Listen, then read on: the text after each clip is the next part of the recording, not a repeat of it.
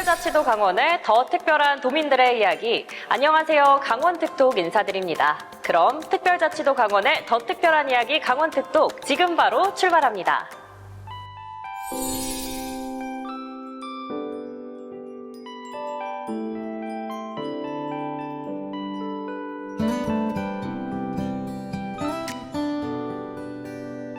구승구 계열 환자분들께 희망을 전하는 강릉원주대학교 박영욱 교수님과 함께합니다. 교수님 어서 오세요. 네, 안녕하십니까. 네, 반갑습니다. 우리 시청자분들께 인사 한번 부탁드립니다. 네, 안녕하세요. 저는 강릉원주대학교 치과병원에 근무하는 박영욱 교수입니다. 화면으로 만나뵙게 돼서 반갑습니다. 네, 반갑습니다. 치과 중에서도 좀 구강학 안면외과신 거잖아요. 저희는 일반적으로는 치과 의사만 알고 있는데 좀 어떤 부분이 다른 건지 구체적으로 설명 한번 부탁드립니다. 구강암면외과라는 것은 이제 치과계에서 시행하고 있는 전문 과목 중에 하나입니다. 그래서 12개 전문 과목 중에 하나인데 사실 제 친구들도 구강암면외과 말해보라 그러면 못해요. 구강악 하다가 멈추고 말죠. 그게 한자 말을 해서 그런데, 우리가 구강이라고 그러면은 이제 입을 얘기하고, 악이라고 그러면은 턱, 위턱, 아래턱을 이야기하고, 안면이라고 그러면 얼굴이죠. 그래서 턱, 얼굴, 외과, 이렇게 얘기하면 좀 쉽게 다가올 수 있을 것 같아요. 그래서 저희가 하는 그 진료가 이제 여러분들 잘 알고 계시는 사랑니발치라든지 또 요새 임플란트 많이 하죠. 네. 임플란트 수술이라든지 그 외에 이제 전신 마취를 요하는 수술 같으면은 턱이나 얼굴에 선천적인 기형, 후천적 변형, 외상성, 염증성, 종양성, 또 퇴행성 질환 이런 수술들을 하는 게 구강암면외과. 라고 말씀드릴 수 있겠습니다. 그냥 얼굴에 관련된 모든 업무를 보시는 거군요. 그렇다고 볼 수 있습니다. 그러면 아까 치과 중에 14개 과가 있다고 하셨는데 그 중에서도 구강학 안면외과를 선택하신 이유가 좀 궁금합니다. 네. 치과대학 학생 때, 이제 본과 3학년 때 이제 임상 실습이라는 걸 해요. 근데 이제 임상 실습을 그때 하면서 저도 이렇게 치과 병원에서 입원 환자도 보고 전신 마취하고 수술도 하고 이런 거를 한다는 거를 그때 처음 알았어요.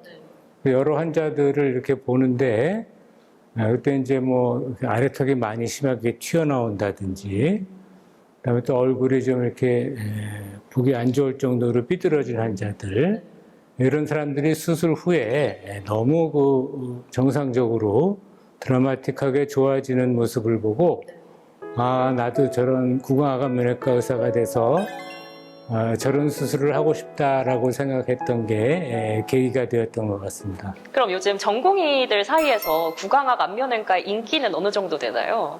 이 구강암면외과 진료 내용이 치과 학생들에게 좀 어렵다기보다는 좀 힘들다고 여겨지는 것 같아요. 그래서 아무래도 이제 입원 환자, 수술 환자를 다루다 보니까 당직도 해야 되고 퇴근 시간도 없다든지 이런 문제 때문에 의과대학 학생들도 무슨 응급의학과라든지 아주 외과계에는 전공하는 학생들이 점차 줄어든다는 말도 들었고 그래서 인기는 지금은 제가 시작할 때는 아주 좋았는데 지금 그렇게 좋은 것 같지가 않아요.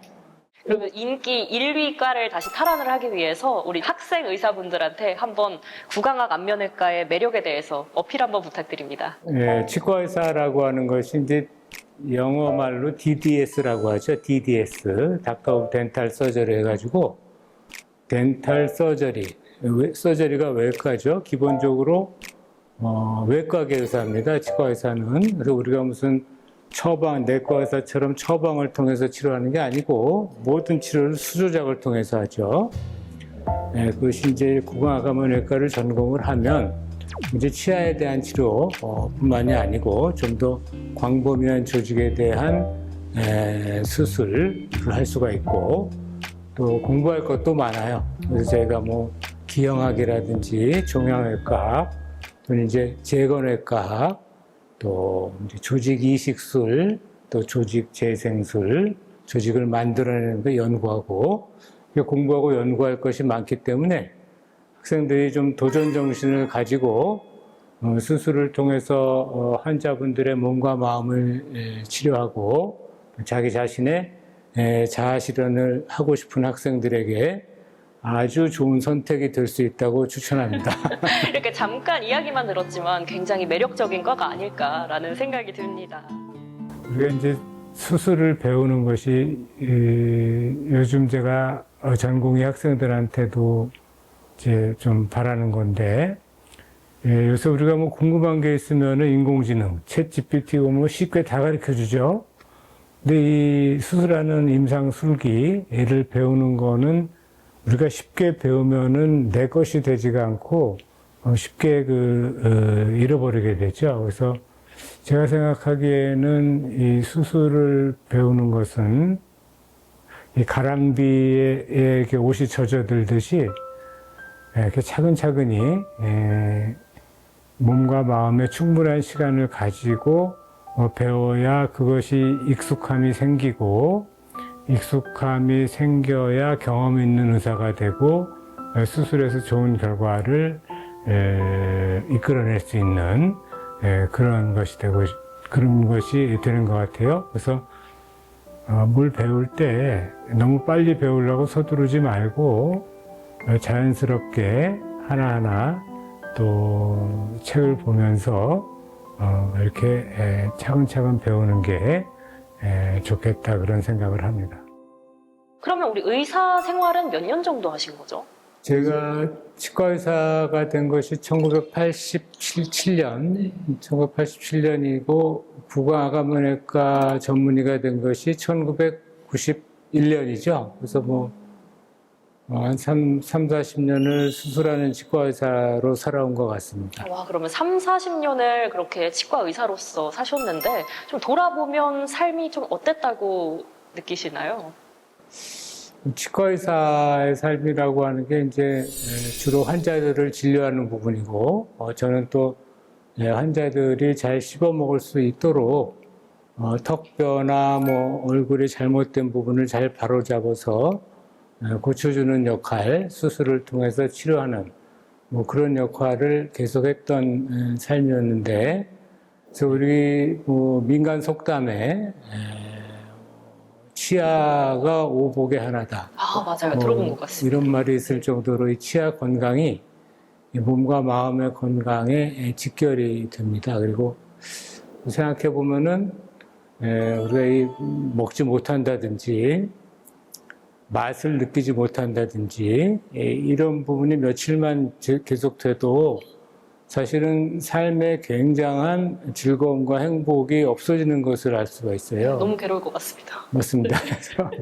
치과의사로서 많은 분들의 정상적으로 이 먹는 즐거움, 미각에 대한 즐거움을 도와드리는 부분이 가치 있는 일이 삶이 아니었나, 이렇게 생각이 됩니다. 굉장히 가치 있고 화려한 인생을 사신 것 같습니다. 근데 우리 또 교수님의 이력을 보면 이력 또한 상당히 화려합니다. 여기 보이는 이런 상장이 많은 것처럼 수상 이력도 화려하시고요. 좀 그런 삶을 살아오셨는데 의사로서 가장 보람된 순간은 어떤 순간이셨을까요?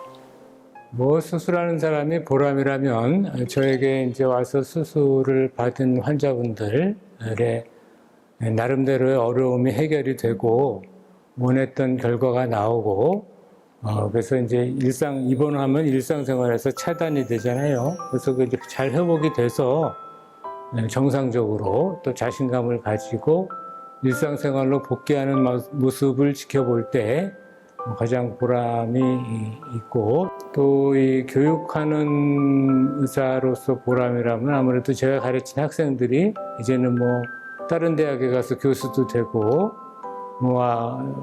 아주 어려운 수술을 거뜬히 하고, 또 개원의로 활동하면서 큰 치과도 경영을 하고, 이런 모습을 보면은 아주 대견하기도 하고, 보람되기도 하고, 그렇습니다. 아주 제자랑 환자분들한테까지 평판이 굉장히 좋으실 것 같습니다. 그러면 우리 치과의사 박영욱이 쌓은 최고의 공적이라고 하면 어떤 걸 꼽을 수 있을까요? 저는 이제 1997년도에 여기에 부임해서 왔는데, 근데 이제 병원이 없었어요. 그다음에 이제 이게 병원을 어찌어찌 예산을 조금 받아서 지었는데 초창기 병원이 다 그런 것처럼 어려움이 많았어요. 그래서 뭐 하드웨어도 그렇고 인적 자원도 부족하고 뭐 그러던 중에 제가 40대 때 한 6년 동안 치과병원장을 하면서 여러분들의 도움을 받아서 많은 양의 예산을 교육부에서 확보해서 그때 우리 병원에 이 전자차트가 없었어요. 그 디지털 장비도 들여오고 전자차트도 마련을 하고 또 병원 증축도 하고 또 무엇보다도 저 앞에 그 치과병원 진입로를 확보를 해서 장기적으로 병원이 좀 무난하게 발전할 수 있는 그런 일을 한 것이 아마 공적인 일로 좀 의미 있는 일을 하지 않았나 그런 생각이 듭니다. 강릉 원주 치과대 그냥 살아있는 역사하신 것 같습니다. 근데 사실 드라마 같은 데서 나오는 의사의 모습은 굉장히 화려하고 돈도 많이 벌 것 같고 굉장히 멋있게 비춰지는데 사실 의사라는 직업이 쉬운 직업만은 아니잖아요. 좀 의사가 된 거를 후회하신 적은 없는지 좀 궁금합니다. 후회까지 한 적은 없고요. 좀 힘든 부분이라고 그러면은 이제 생각대로 이제 수술의 결과가 안 나올 때죠. 예를 들어서 이제 암병소가 재발이 되고 수술 후에 뭐 재발이 된다든지 그 재발로 인해서 이제 보호자들이 굉장히 실망을 하죠. 또 그 재발 병소로 인해서 어려움이 많이 생기고 뭐 그런 모습을 볼 때 좀 힘들다고 느껴지고 제일 힘든 게 이제 생각했던 대로 결과가 안 나올 때죠. 안 나올 때고 그 안 나온 결과가 그것이 어떤 그 환자의 생명과 연관된 문제 이거는 상당히 좀 저도 충격을 받죠. 그래서 그럴 때 상당히 힘들죠.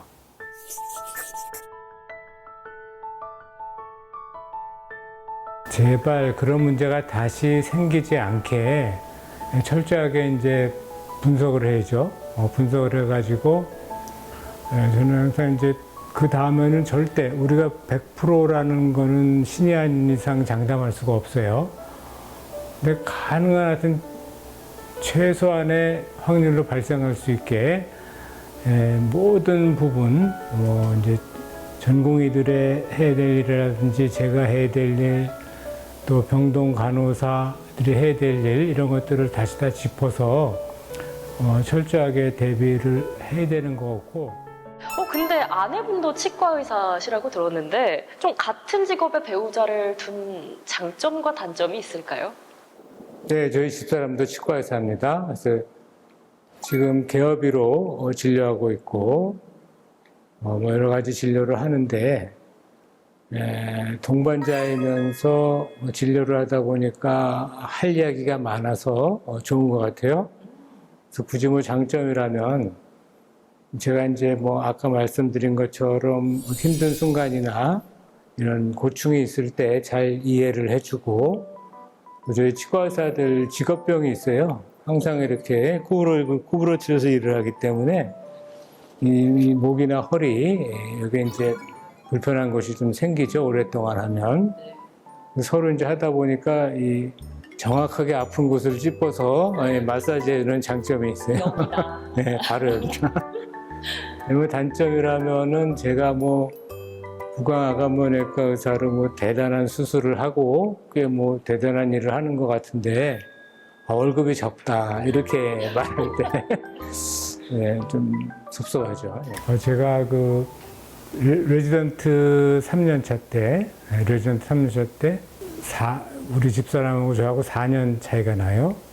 그 집사람은 아마 학생, 본과 4학년 때인 것 같아요. 그래서 그때 이제 이렇게 멀리서 걸어오는 걸 봤는데 그냥 저 사람인 것 같다 뭐 그런 생각이 들더라고요. 그래가지고 네, 만나게 됐습니다.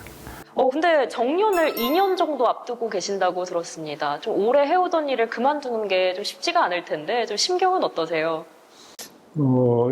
지금 정년이라는 말이 사실 저는 먼 미래의 일처럼 느껴지고 그렇게 와닿는 상태는 아닙니다. 근데 그동안 이제 제가 저에게 몸을 맡겨주었던 환자분들의 어려움을 해결해서 그분들이 정상적으로 이제 웃고 말하고 무엇보다도 음식을 잘 씹어서 저작해서 먹고 이제 그런 부분들에 많이 노력을 했던 것 같아요. 그래서 이제 그동안 제 그 교수 구강암면외과 교수 활동 내에서 저의 환자분이 되어주고 또 저의 학생들이 되어주고 저의 동료분들이 되어준 그 모든 분들께 이제 감사하고 싶은 마음이 있습니다. 그래서 그분들이 있었기 때문에 사실 제가 이렇게 오랫동안 한 자리에 자리를 지킬 수 있었던 것 같고 제 삶의 많은 부분에서 만족을 느끼고 행복감도 느끼고 했었던 것 같아요. 근데 이제 제가 일상이라는 것이 병원에 출근해서 강의 준비하고 또 수술 있으면 수술 준비하고 그다음에 이제 전공의들하고 같이 수술하고 진료하면서 교육하고 논문 쓰고 이런 것들이 이제 몸에 배어 있는데 그것이 이제 갑자기 좀 멈춘다고 생각을 하면은 좀 아쉬움이 있는 것 같아요. 그래서 대학에서는 정년이라는 멈춤이 있지만 제가 이제 저에게서 떼어낼 수 없는 어떤 진료라든지 봉사라든지 이런 부분들에 대해서는 더 관심을 가지고 정년 후에도 할 생각을 가지고 있습니다. 또 정년이 또 새로운 시작이라고 또 인생 2막이라고들 하잖아요. 그 뒤에 행보도 굉장히 기대가 되는 것 같습니다. 네, 요즘에는 또 정년 후에도 다양한 사회활동 하시는 분들 계시잖아요. 우리 또 교수님께서는 정년을 앞두고 계신데 어떤 행보를 이어갈지 좀 계획이 있으신가요?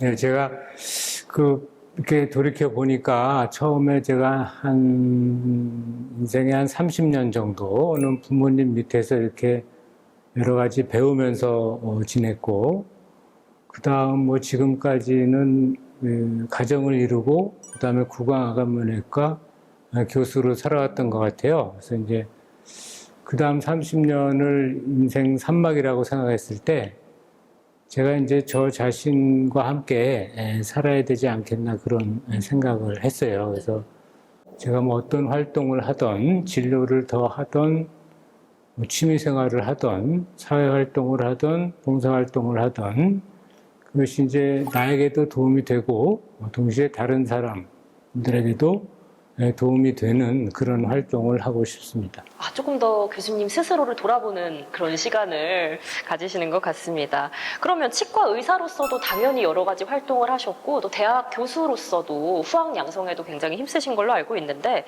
의사와 또 스승 중에서 어떤 게 조금 더 적성에 맞으신가요? 사실 제 생활에서는 그 두 가지, 세 가지가 항상 이렇게 복합적으로 이루어졌기 때문에 제가 그렇게 분리해가지고 생각하기는 좀 어려운데, 그래서 제가 학자로서 대단한 업적을 이룬 건 없지만, 이제 대학 교수를 지내면서도 항상 나는 계속 학생의 자세로 배우겠다는 생각으로 임했던 것 같고, 그것이 마침 제 적성에 맞아서 이 대학이라는 울타리 안에서 하루하루를 재밌게 지낸 것 같아요. 그래서 제가 이제 학자로서의 특성으로 진료도 하고 학생들한테 가르치기도 하고 그랬던 것 같습니다. 의사라는 직업이 이게 직접 진료도 보면서 또 학생까지 가르칠 수 있어서 굉장히 매력적인 직업이 아닌가라는 생각이 듭니다. 또 이렇게 즐겁게 이야기 나누다 보니까 좀 마무리할 시간이 다가왔는데요. 다음 시간에는 박용옥 교수님이 오랜 세월 실천해온 해외 봉사에 관해서 이야기 나눠보도록 하겠습니다. 그럼 저희는 다음 시간에 또 뵙도록 하겠습니다. 교수님 함께 해주셔서 감사합니다. 감사합니다.